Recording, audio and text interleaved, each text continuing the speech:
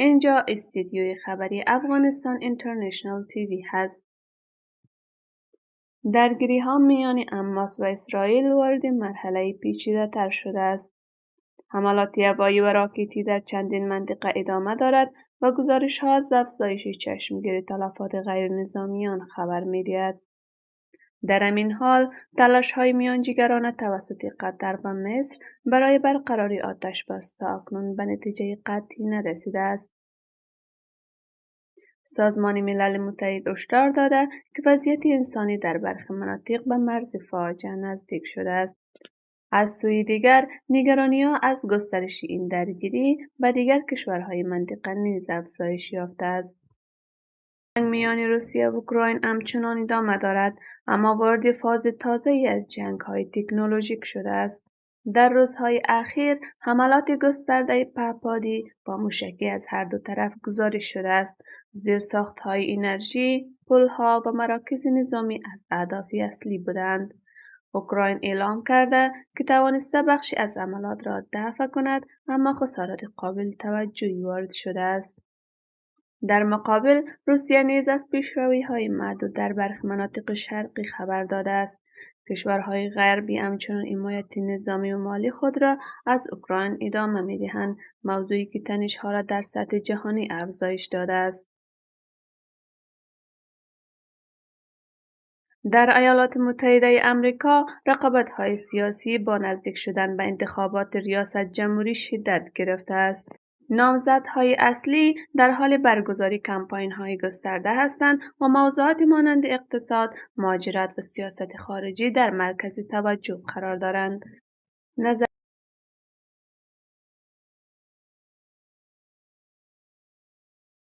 گزارش تازه صندوق بین‌المللی پول نشان می‌دهد که اقتصاد جهان با چالش‌های جدی روبرو است. نرخ تورم در بسیاری از کشورها هنوز بالا است و قیمت مواد غذایی، انرژی و مسکن افزایش یافته.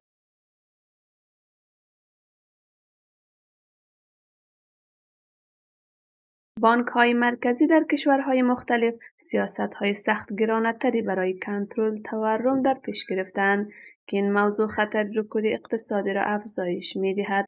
کارشناسان هشدار می‌دهند که در صورت ادامه این روند، فاصله طبقاتی در بسیاری از جوامع بیشتر خواهد شد و فشار بر اقشار کم درآمد افزایش می‌یابد. در حوزه تکنولوژی، رقابت میان غول‌های فناوری مانند اوپن ای، گوگل و دیگر شرکت‌ها وارد مرحله بی‌سابقه شده است. مدل‌های پیشرفته هوش مصنوعی با سرعت زیاد در حال توسعه هستند و در حوزه‌های مانند آموزش، پزشکی، تولید محتوا و تجارت تاثیر گذاشته‌اند. در عین حال، نگرانی‌ها درباره از بین رفتن برخی مشاغل و نیاز به قوانین جدی برای کنترل این فناوری افزایش یافته است. کارشناسان تاکید دارند که دولت‌ها باید هرچه سریعتر چارچوب‌های قانونی مشخصی ایجاد کنند. سازمان ملل متحد اعلام کرده که جهان با موج جدیدی از تغییرات شدید آب و هوا مواجه است. در برخی مناطق گرمای بی‌سابقه ثبت شده و در نقاط دیگر سیل و طوفان خسارات گسترده‌ای وارد کردند.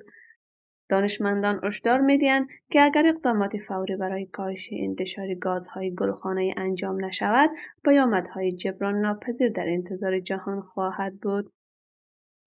امروز جهان در شرایطی پیچیده‌تر و پرتنش‌تر قرار دارد.